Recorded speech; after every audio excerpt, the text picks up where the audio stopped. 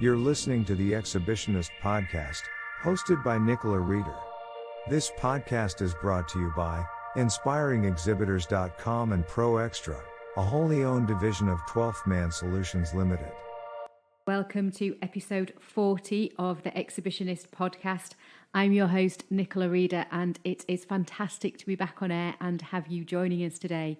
So how are you? How are things going? We're kind of just over halfway through our second lockdown period here in the UK, but wherever you are in the world, I hope you continue to navigate this crazy year as comfortably as you possibly can.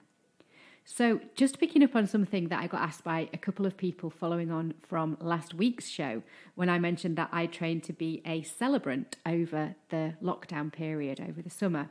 And a few people have said to me, gosh, I didn't realise you were that religious, and I'm not. So just to clarify for anybody who's thinking that I might have found God in some way, an independent celebrant is independent. It doesn't have a particularly strong affiliation to any religion, but we can include a little bit of religion in our services if we need to. So yeah, weddings, funerals, baby namings, as I mentioned, if you are interested in any of those ceremonies and even more so doing them at exhibitions, then check out www.rebelheart.co.uk and Rebel Heart Ceremonies. You can find out a little bit more about that business. So just wanted to clarify that one after I got a few messages saying, wow, didn't realise you were quite so religious. So the other thing I wanted to touch on today before we get into our conversation with Nickie West at Montgomery is the fantastic news that we had through last week from the 3 event organisations about the pilot scheme that they ran in September. So this was something called All Secure, and which culminated in the All Secure Expo. So the Association of Event Organisers, Association of Event Venues and and ESSA had all worked together over the summer to try and look at how would exhibitions open safely in the UK, and to come up with a series of protocols and guidance and risk mitigation that would help us all feel safe and, more importantly, demonstrate to the government and to the authorities that we could run events safely again in the UK.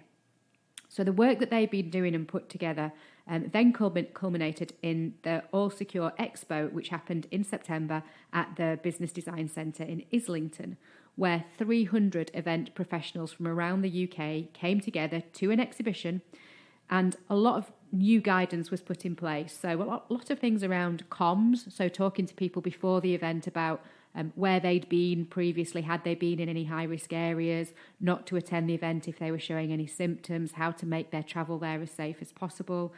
And then working through protect and detect, so at the venue itself, having the track and trace system in place, making sure they had details for everybody, lots of deep cleaning, lots of wiping down of areas, good space and social distancing, one-way systems, face coverings, hand sanitizer. So lots and lots of measures were put in place to try and make the event as safe as possible. And actually, all of those measures aren't anything different from what we've all become used to dealing with over the last few weeks and months. So not only is it safe, actually, it just feels almost like normal for us. It's very familiar, and nobody's going to feel awkward or strange doing any of those things because we are now so used to them. So that trial ran back in September. And the great news last week is that Public Health England have now signed off that they recognise that the industry is competent to put on safe and controlled business events, which is fantastic. It's what we've known all along. Anybody working in the events industry, particularly in those operations teams, are brilliant at mitigating risk. It's what they do day in, day out, and have done for decades. And this is no different. But we had to go through a process as an industry where we can demonstrate to the government that actually that's the case. And absolutely fantastic work by those 3 agencies there in pulling that together. It's just a brilliant way to demonstrate how we know we can have the confidence to pull off events and get everybody back on the show floor. So if you want to read any more about that trial and about how it's come about and the successes from that, if you visit Exhibition News or any of the trade publications, they're all covering it, or any of the associations themselves. I think from our perspective, what's so brilliant about this is we work mainly with exhibitors, and they're very nervous and asking us, what does it mean in terms of their stand and their literature and their freebies, and how many people they can have on the stand and how many people are going to get to a show, and all those kind of controls, and trying to think about what their planning should look like for 2021, and we didn't really have an answer. Now we're starting to get some agreed upon and consistent guidelines that they will start to see at exhibitions, and therefore exhibitors can start to plan more proactively, knowing what they're likely to come across in 2021. So a massive step forward, and huge thanks from us to everybody who has worked on that project. It's just fantastic. So I will now hand over to our conversation this week, which is with Nickie West, who is the MD of the Design and Build division at Montgomery. Many of you who know Nickie will know how positive she is about the industry and how excited she is about getting back to the show floor in 2021. So over to Nickie. So on this week's episode of the Exhibitionist podcast, we are delighted to have with us Nickie West, who is the MD of the Design and Build division of the Montgomery Group. So welcome to the show, Nickie. Thanks, Nichola. And tell us, whereabouts in the world are you today and how's the weather looking? I'm in Walton-on-Thames, where I live, and the weather is looking absolutely beautiful, sunny. So, Nickie, before we get into talking about how things have been for you over the last few months, just give us a quick background on your experience in the events industry and the current role, what that involves for you. Okay, well, I'm very old, so I go back a long, long way. I started in exhibitions on an interior design show, and I was a sales rep, basically. So most of my career was very sales orientated. I then had a period of time where I moved into operations, which I absolutely loved. And I then met, sort of after my children had grown up, I met Matthew Glover and Paul Godwin, who were launching an exhibition in the glass and glazing industry. And I joined them freelancing, basically, doing the operations for what became Fit Show in Telford. I was with the show, I've been with the show ever since. We launched in 2013. So I started working with them in 2011. And then at some point I was promoted to event director. So took the show through a couple of editions in Telford, which were amazing. And then we moved the show to the NEC for the 2017 edition. And then Montgomery Group bought the show. I actually used to work at Montgomery about 100 years ago. They basically purchased a show from Robert Maxwell that I was working on. So I was at Montgomery years ago, and I'm back there now. So that's in a sort of snapshot. And yeah, it's great. It's really interesting to be back after a long, long time. And having been out of the exhibition industry for a while, bringing up my children, it was, it's really interesting to see the changes in a company over such a long period of time. Yeah, absolutely. And as we often find in this industry, things kind of move around, but back to the same place. There's lots of kind of people who've been around and done different things for different companies, but kind of end up back at their first employer. Yeah, absolutely. And I mean, some people would say it's a bit Groundhog Day, but in actual fact, Montgomery Group has changed so much in that period of time. It is really like working in a different business. So, yeah, it's been really exciting. And also the transition between going from freelance, which I was for quite a long time, to an employee has been an interesting transition, and one made quite comfortable really by Montgomery. I've really enjoyed it, and I've nestled back into the family, the Montgomery family. So good to hear. And I think the thing that I'm always quite inspired by when I talk to yourself is that as a female in what could be considered, design and build, the shows that you work on, windows, doors and conservatories, W Exhibition, which is around the kind of joinery and furniture industry, could be considered more male-dominated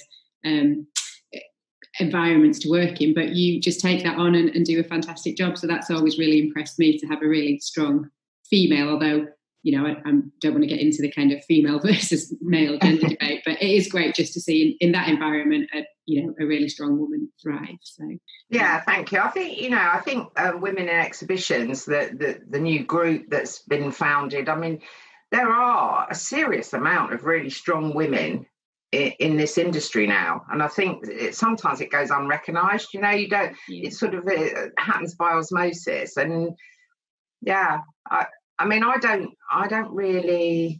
think I've spent much time thinking about my gender. Really, I've just done a job, and I'm in an industry that I absolutely love. So, and funnily enough, I've landed in a couple of sectors which I would have never thought would have inspired me, you know, windows, doors and conservatories and woodworking machinery. But I really feel part of those sectors too, not just the exhibition industry. So yeah, I love brilliant. It's brilliant to hear. So thinking about those sectors, the windows, doors and conservatories with Fit Show and woodworking machinery for the W exhibition, how have you found the lockdown period? What's been happening between we went into lockdown and now? What's been happening in your world? Well, it's a tale of two sides, really, because fit industry being primarily really in the home improvement sector. I mean, obviously, the lights went out to a large degree at the beginning of lockdown, which presented huge challenges and came as fundamentally a massive shock, really, to everybody.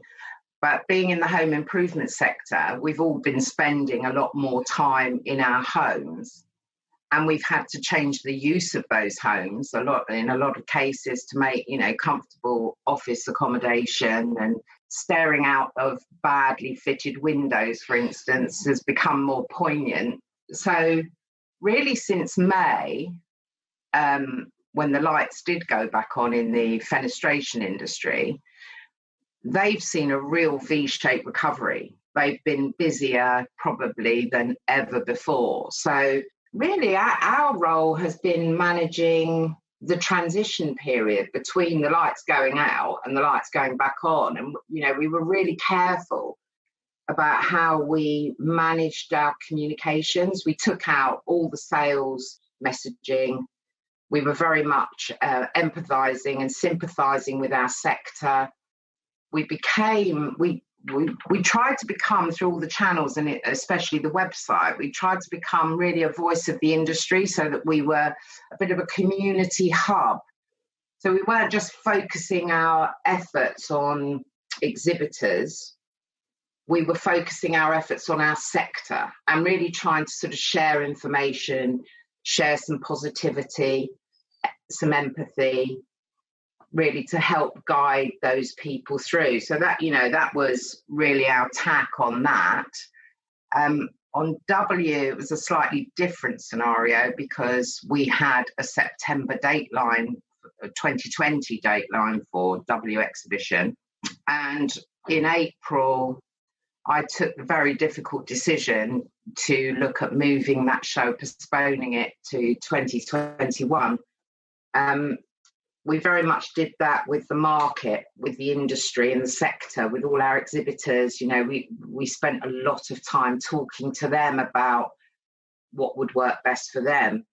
I mean, moving a show in lockdown or out of lockdown is very challenging logistically. So, yeah, it was a tale of two parts, really, lockdown. Yeah. But subsequently, you know, we've managed to move W with the full support of the industry, which is fantastic. So that's now happening in September 21. And Fit Show, we've just experienced what could only be described as a boom, really, you know, throughout the summer. When we switched the conversation up in June to start talking to people about looking forward and treating Fit Show almost like a beacon of hope, we've seen more exhibitor bookings than ever before. It's been absolutely brilliant. It's fantastic to hear there's that positivity from exhibitors about, you know, looking forward to Fit Show, looking forward to May. What is it you're hearing from those exhibitors about getting back to the floor? What are they looking forward to? Well, basically, they're looking forward, like the rest of us, to human interaction. And I think that's the positivity. I mean, we're very fortunate with Fit in that we don't really have a major UK competitor. So it really is the networking opportunity. It's seen as bringing the whole industry together, you know, across 3 days. So there's a huge amount of excitement. I think also a lot of our exhibitors, having been starved of exhibitions for quite some time, a lot of them have invested time and money into innovation. So, they're going to be launching new products as in response to the fact that A, we haven't had trade shows, and B, because the consumer demand is there now. So, yeah, it's positive times for Fit Show. And in terms of, we've heard so much over the last few months about events going virtual and putting something online and all this content that's out there. But what are you hearing from exhibitors about why exhibitions are so important? We're little exhibition geeks, and we think they're absolutely fundamental to the whole marketing mix. But what are you hearing from exhibitors about why they think exhibitions are important? Well, it really is the only opportunity, or rather it's the most cost-effective opportunity to reach large numbers of people and be able to not only meet and greet, but also to demonstrate your product. So it's engaging all the senses. It's the only opportunity, the only marketing channel that offers that opportunity. So that we're a very innovative sector with Fit Show. And to buy something like a new conservatory, or if you're an installer looking for new products to inspire homeowners, you need to see, feel, smell it, and meet the people. You need to also, I think, present your company in terms of your standards, your commitment to customer service. And that the only way to do that is in person. So again, I think it really is about not only just networking opportunity, it really is the opportunity to present your brand face to face. Yeah, absolutely. And I think when you perhaps mention to people it's windows, doors and conservatories, they might think, well, actually, how exciting is a trade show for that? And I've been at it, and I know when you get up close and personal, you start seeing things like new smart technology of how doors are going to work, and new colours on window designs, and new locks that keep you even safer, and what they can do with just huge panes of glass. It is just a fantastically exciting trade show and spectacle that you can't convey via a screen. You can't do it virtually. So I know for me, the exciting thing, the thing I'm looking forward to, is getting back to seeing and touching and trying and sampling all those different things. And I think, I think I was saying to you earlier, I think the temptation of organisers has been to pivot to digital, but in a way it's cannibalising yourself, because face-to-face is what works. We know it works. We know it's the most powerful tool. And, as you say, Fit Show is a fantastic example of it, because, as you say, windows, doors and conservatories, on the face of it, you'd think, oh, how boring. But it's one of the most impressive shows I've ever worked on in terms of the design, stand design. The effort these companies go to present their products is unbelievable. Yeah, it is a really, really impressive show. And I think for me, it is that opportunity to network and build a relationship, that if you're watching a load of virtual trade shows, it's kind of just like watching TV. And how quickly do you forget a TV programme that you've watched? But you don't forget being there, shaking hands with somebody when we're allowed, having a conversation with them, seeing their face as they react. It's all those things that we miss about the trade show floor. So what is it that you're personally looking forward to most when the doors open in May for Fit Show and you're thinking, yeah, we've waited a long time for this? What's the one thing that you're really going to be looking forward to more than anything? Seeing people, being with people. It's like, I really miss, because I spend a lot of time out on the road still now, with my customers. And I really miss going and talking to my exhibitors. And so I can't wait to see everybody under one roof and feel the buzz of the show. And no doubt have a glass of wine with them as well and celebrate getting through One or two. So we mentioned you're responsible for the Fit Show and the W Exhibition. So Fit Show's coming up in May 21. W Exhibition's moved to September 21. So exhibitors have got between 8 and 12 months really now before those shows to start getting things ready. How do you think exhibitors can spend their time most effectively between now and the show opening to make sure that they're ready and get the most out of your events? That's a really great question. And it's, funnily enough, an area that I spend a lot of investment in terms of time and money, because I'm a great believer that you start benefiting from being part of an exhibition from the minute you sign a contract to be there. And that should be the case. You've got to extend the life of that show so that our exhibitors start benefiting from that minute that they sign up. So what we try and do through education, I mean, we hold our exhibitors' hands throughout the whole process, basically.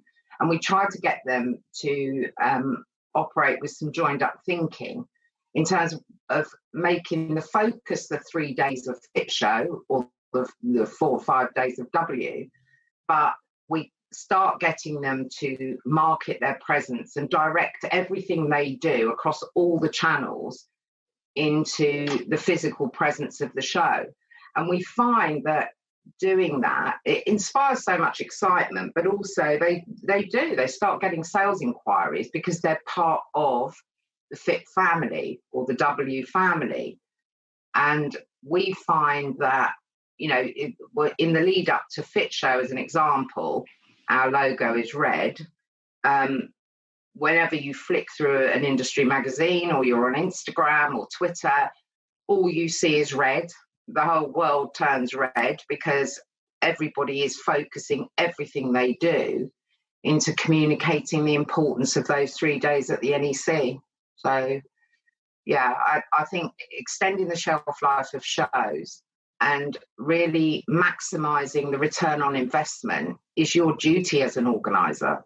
And there are so many clever ways you can do that now with technology. You can use all the virtual platforms to really build a picture. Yeah, I think it's more and more it'll be important to re-engage with communities, which I think the Fit Show's done brilliantly over the course of the summer with the content you have been putting out, which is about engaging that community, not necessarily just a sales message. And there are so many chances for exhibitors to get involved in the marketing and PR that you do, that they can start right now re-establishing those connections and building networks and building relationships with people they want to see at the show way before Absolutely. the doors. And I also think that with Fit Show, we're using that as an example, but it carries the same messaging carries throughout all the brands, is that basically to be part of Fit Show, it's almost like, a sense and credit check, or it's a check on who they are as a business.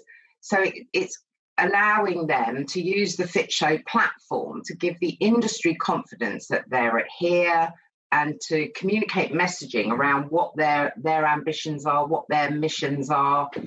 And it's very useful. And we do everything we can to make sure that they join that train, they get on board.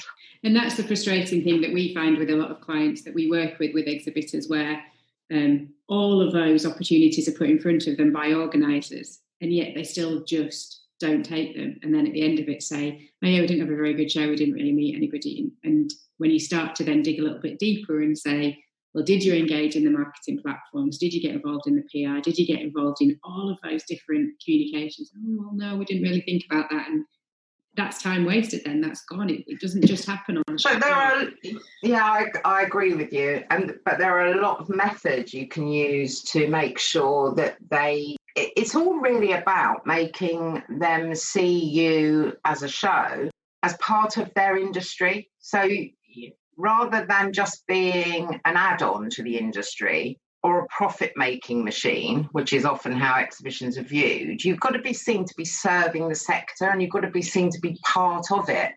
So, we do loads with, we do exhibitor days, we do presentations one-on-one, we do an awful lot. We also layer our contacts, so we're not just talking to the decision maker within that business to get a signature on the contract. We're talking to their marketing teams, their PR teams, their event management teams. We're talking at every single layer within the business to really generate the enthusiasm and commitment for the show. Because presented with the opportunity, what company is not going to want to to start benefiting from what is considerable investment in most cases. And I think that it's down to how you engage with your customers ultimately. Yeah, and that definitely that multi-layered approach, I think, makes a huge difference to it does, to what exhibitors get out of it. So we know the world changed in 2020. We know what's gone on in the last 6 to 9 months. Exhibitions are going to look slightly different. I think when doors open again, there'll be things that we will just have changed because they have to. So what do you think exhibitors will need to do differently or change about exhibitions in 2021 based on what we've all gone through this year? That is a really difficult question, because none of us know. I mean, if you'd said to me in February, we're going to go into lockdown. I mean, we were watching, I've worked in China on exhibitions, and I was watching Shanghai in lockdown thinking, well, that would never, ever happen in the UK. So, and then masks were compulsory, then they weren't, then they were, there's so many different rules and regulations. I mean, ultimately, behind the scenes, all organisers are planning events in any climate, whether it be, when we were at the height of terrorist risk or indeed now with COVID. All organisers are adapting their risk assessments and their plans to present safe shows, not just for the exhibitors, the visitors, for their teams, everybody. And I wouldn't want to present you now with what we're going to be doing in May 21 to keep everybody safe, because I don't know what we're going to need to do. All I can say is that, we've got a fantastic ops team at Montgomery who are working on events throughout the world, and they're working on events, at the early part of 21, and they are writing risk assessments which will be changing daily. I think by May, we're going to be in a very different world to the one we are today. It may be a different world to the world we were in May of 2019, but who knows? And I just really think that we need to not prepare for the worst as such, but I think we need to look forward with positivity that the world will go back to some form of normality. So I'm really not focusing on whether people are going to be wearing masks or having their temperature taken, or whether we're going to have to operate under social distancing, because I don't know the answer. Yeah, and I think there's two really crucial points that come out of that for me, which is exhibition organisers have been doing this for years, and exactly as you said, have kept people safe. And the amount of risk management that exhibitors will never even know about that goes into putting on an exhibition is phenomenal to keep people safe. And that will just continue. So whatever the regulations are, whatever's thrown at you guys over the next few months, there'll be a plan in place to make sure that environment is as safe as it possibly can be. And I think that's the bit that everybody just has to take confidence from, that no event organiser is going to do anything to risk the safety of the people who are at the heart of their industry. So people should just be reassured by that. I mean, there are all sorts of crisis management plans in place before every single show. And, a lot of work, as you say, a lot of work goes on behind the scenes. And again, as you say, no organiser is going to run a show, open a show that is not safe.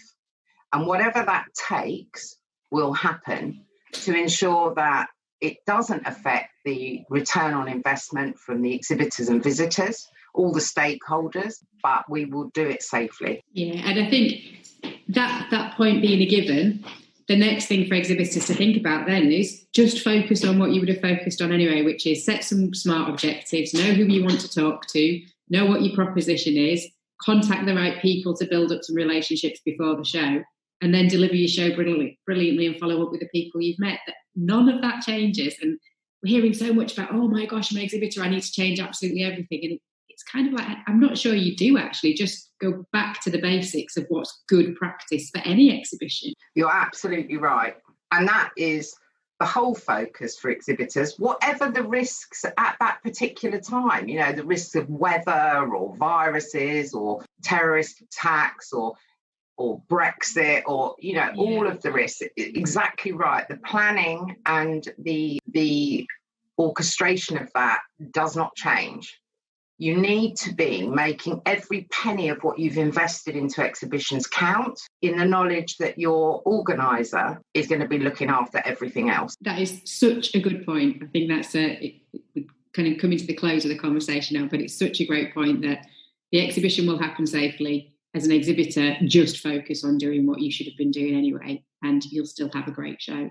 So absolutely. Well, it has been brilliant talking to you today. I can't wait personally to get back onto the show floor again as soon as we possibly can. But tell us what's got you through lockdown this summer, and any good new habits that you'll be keeping up. No, I've probably developed a few bad ones actually, but I think what I've benefited most, because I work from home most of the time anyway, and what I've benefited from is the addition of technology such as Zoom and Microsoft Teams.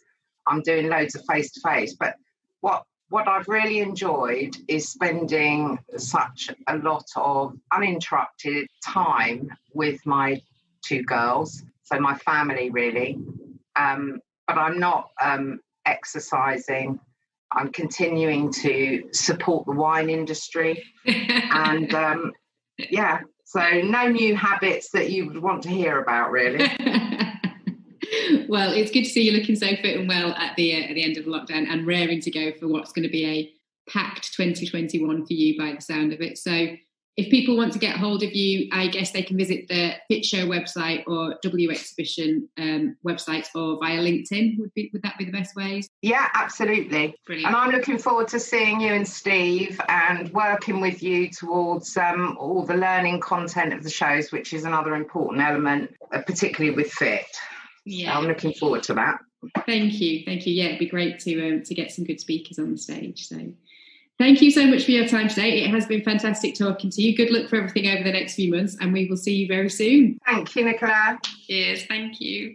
So our thanks to Nickie there. I know we cannot wait to get back on the show floor in May for the Fit Show, meeting exhibitors and visitors, bringing the whole industry and community together. It's going to be fantastic, and we certainly can't wait to be there.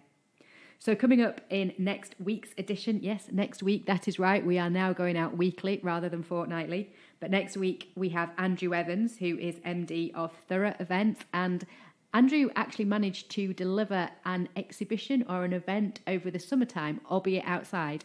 And he's going to be talking to us about the challenges that he had to go through and his own bloody mindedness in just thinking, I can make this happen, having seen his local farmers market happen one Saturday morning. So tune in next week for the conversation with Andrew. Of course, as always, we love hearing from you, so please do get in touch with us with any of your trade show troubles, any worries you're having, not just about exhibitions, about anything in general. We're quite happy to have a brew and a chat with you at any time. Hop over to the website, which is www.inspiringexhibitors.com, and it is Black Friday week, so I'm sure there will be a deal on there on the Exhibitionist book and Project Manager Journal. So what perfect time as things quieten down a little bit heading into Christmas for you to grab a beer and a copy of the book and start planning your strategy for 2021. You can also subscribe to the newsletter over on the website and check out our socials. So that's it for us for this week. Hope you are all doing well. If you need anything, please do get in touch, and happy exhibitioning. Pop over now to inspiringexhibitors.com to subscribe to our newsletters, blogs, and future podcasts that keep you up to date with the latest news and industry insight. While there, you can also find out more about our book, The Exhibitionist, Inspiring Trade Show Excellence. Once again, thank you for listening, and we hope to see you on a trade show floor soon.